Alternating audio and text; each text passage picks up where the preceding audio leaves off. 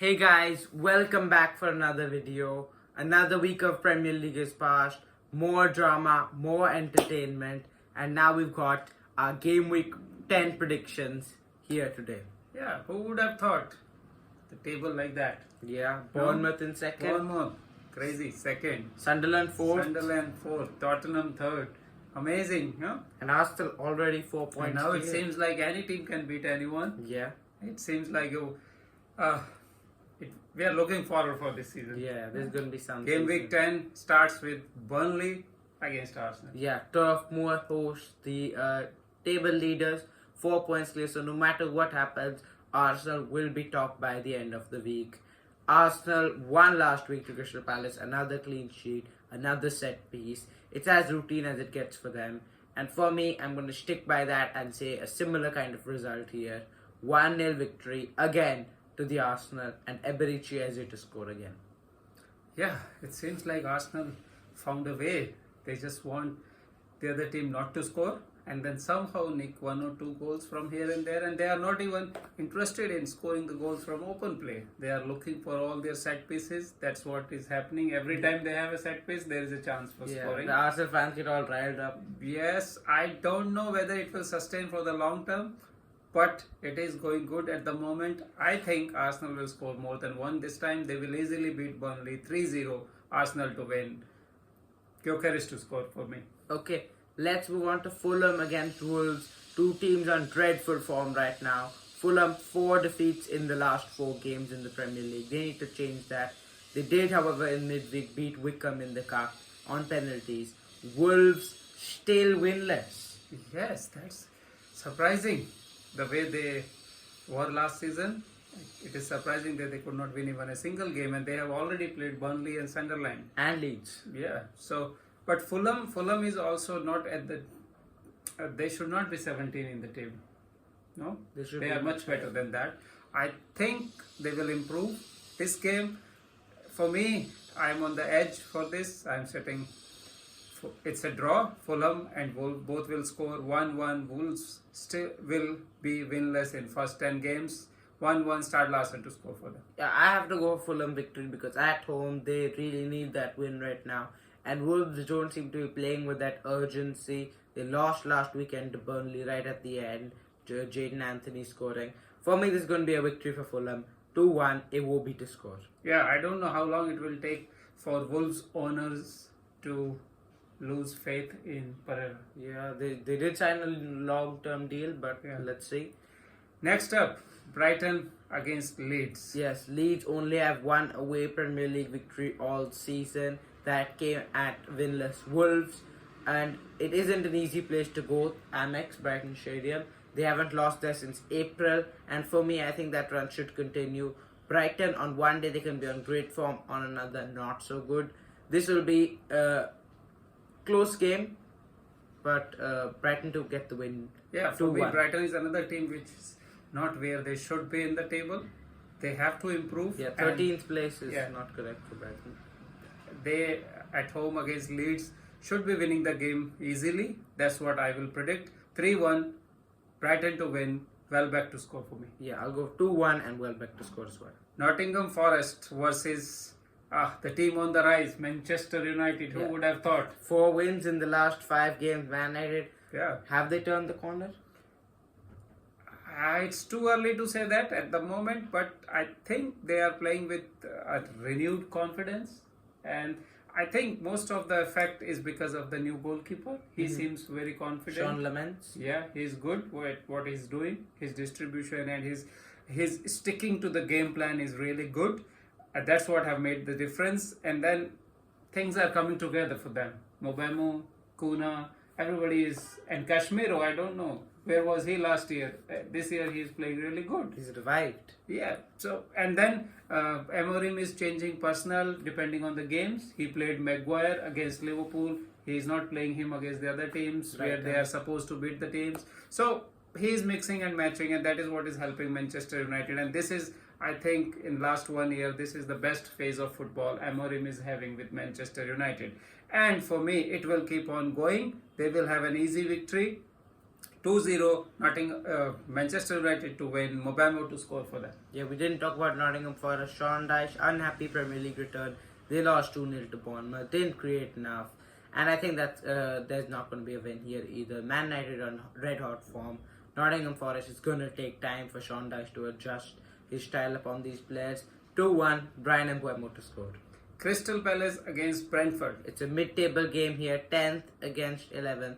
Brentford, big victory last weekend against Liverpool. Crystal Palace, now after that incredible unbeaten run, they've only picked up 1 point in the last 9. Yes, Crystal Palace, I think now at the moment, I did not understand why they played their best 11 in Carabao Cup quarter-final, semi-final, last 16 game against Liverpool. I don't know, because they have a small squad and they are in European competition. They are playing well in Premier League. I could not understand, and that might backfire because Brentford is a good team, and that's what I am expecting, and I am predicting that Brentford will beat Crystal Palace 2-1. Damsgaard to score. I'm going to go for a draw here. Brentford are great right now. They're soaring high, 3 wins in the last 4, and in the last London derby they did defeat West Ham. They'll not be able to defeat Palace because Palace at home are a good team. But this is going to be a draw. 2-2, Kevin Schade to score. Tottenham against Chelsea. Yeah. This is going to be a high-scoring fixture, we can assume, because both teams have already scored 17 goals in the opening 9. Yeah. And even though Chelsea sit in 9th place, they have been among the goals, among the drama, and among the red cards. Yeah, Chelsea, I don't know. It seems like they are out of nowhere. They are getting red card every game. And I think they are silly. They're silly for me. They should not be getting red card like that. Delap, you see, 2 yellow cards within 6 or 7 minutes. Yeah, just came off the bench. You should be better than that. I don't know. This will be a good game. Tottenham versus Chelsea. For me, it will be a draw. Both teams will be cautious not to lose this game, and that is what will make it a draw. 1-1, and for me, Tottenham, Xavi Simons to score. I'm going to go for a victory to the Tottenham right now, because they're on great form. They're 3rd in the league, and with Bournemouth having a tough game later against Man City, they'll be hoping to climb another place. Thomas Frankie's done an incredible job there in man management, tactical change. Even now they're among good goals, among the set pieces as well. He showed up the defense. This is going to be a victory, 3-2, and Brennan Johnson to score. Liverpool, the champions, against Aston Villa. Yes, 7th against 8th here. Who would have thought just 4-5 games ago Liverpool would be languishing here, just 1 place above Aston Villa, but that's how it's been. 2 teams probably in the most exact opposite form. Liverpool have now lost 4 in a row in the Premier League, and Aston Villa have won 4 in a row in the Premier League, even though they did lose to Go Ahead Eagles last midweek. But they beat Man City last weekend. That was the big they are on the rise. Confidence is building up. They had a very bad start of the season, but now they have recovered. They are playing good football against Manchester City. It was a good game.